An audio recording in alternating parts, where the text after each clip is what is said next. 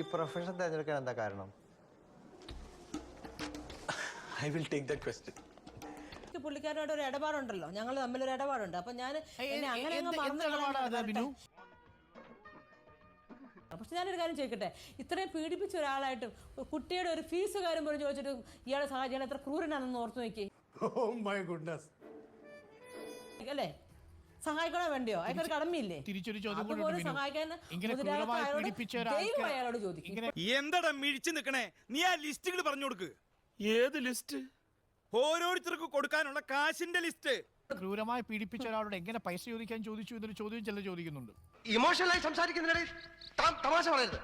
അപ്പൊ തന്നെ നമ്മൾ ചോദിക്കുന്നില്ല. പിന്നെ 3-4 വർഷം കഴിഞ്ഞപ്പോൾ എനിക്ക് എങ്ങനെയാ സാധിക്കുന്നത്? മിനുവിന്റെ ഒരു ബുദ്ധിമുട്ട് വന്ന സാഹചര്യത്തിൽ 25,000 രൂപ മിനുവിന് തന്നിരുന്നെങ്കിൽ മിനു ഒരു പക്ഷേ ഈ കേസുമായിട്ടോ ഇങ്ങനെ വെളിപ്പെടുത്തലോ ഒന്നും മുന്നിൽ മുതിരില്ലായിരുന്നു അല്ലേ?